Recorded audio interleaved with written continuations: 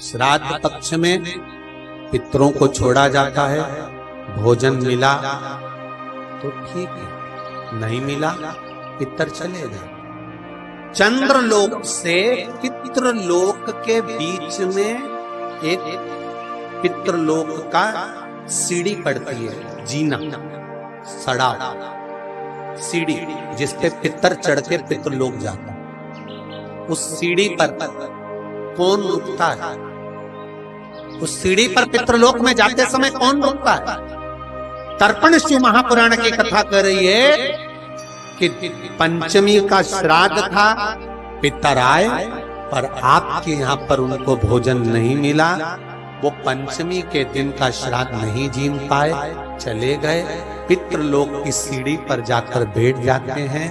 अंदर जो पितर जाते हैं, वो पितर जब अंदर जाते हैं, जाने के बाद बात करते करते जाते हैं कि हमारे बेटे ने हमको खीर खिलाई, हमको पूड़ी खिलाई, और उनके मुख से जो लाल टपकती है, तो जो पितर भूखे रह जाते हैं वो पूरा साल उनकी लाल को चाटते हैं और बद्दुआ देते हैं कि हमारे बेटे 5-5, 4-4, 3-3, 2-2 इतने बेटे और हमको भूखा छोड़ दिया।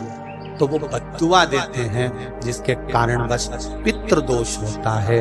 और फिर ब्राह्मण देवता कहते हैं कि ये पितृदोष हो गया। पितृदोष क्यों हुआ? क्योंकि वो भूखे रहे। शंकर पर जल चढ़ाने से 3 दोष अपने आप समाप्त हो जाता है। पहला पितृदोष, दूसरा कालसर्प दोष और तीसरा वास्तु दोष। ये तीनों दोष अगर उत्पन्न भी होते हैं तो हमारे द्वारा उत्पन्न होते।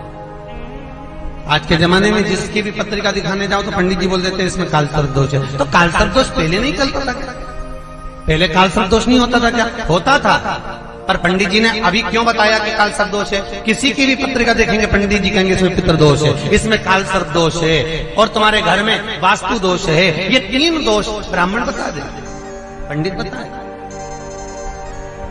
कारण पहले के समय में दोष नहीं होता था क्या? नहीं। क्यों नहीं होता था?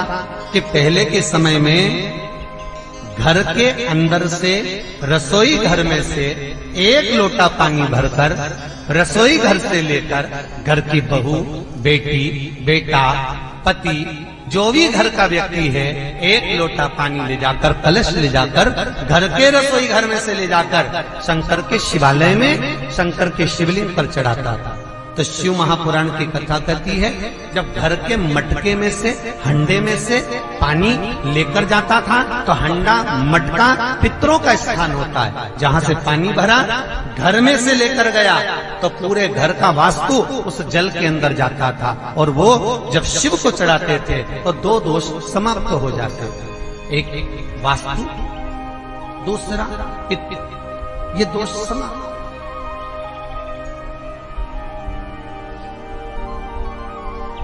तीसरा दोष कालसर्प दोष कहां से आया? तो शिव महापुराण की कथा कहती है,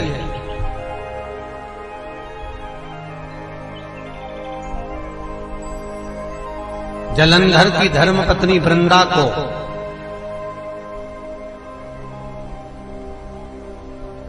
जब सात्वित्व भंग किया गया भगवान विष्णु के द्वारा, तब वृंदा तुलसी के क्यारे के रूप में प्रकट हो गई।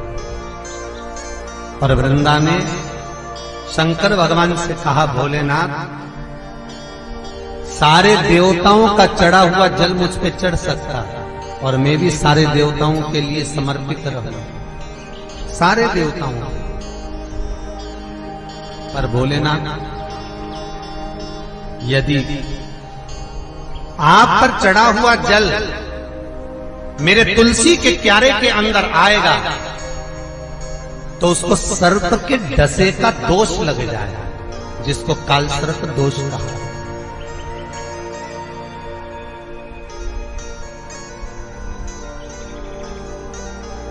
जिसको कालसर्प दोष, इसलिए हमारा हिंदू धर्म कहता है कि भगवान के स्नान का जल दूसरे वृक्षों में डालना चाहिए, पर तुलसी में नहीं डालना चाहिए।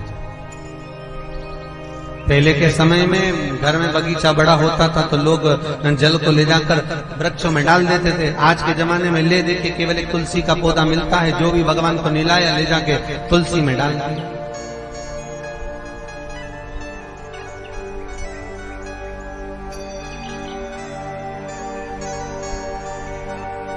काल सर्प दोष लगता ही तुलसी के क्यारे में जल डाला दोष।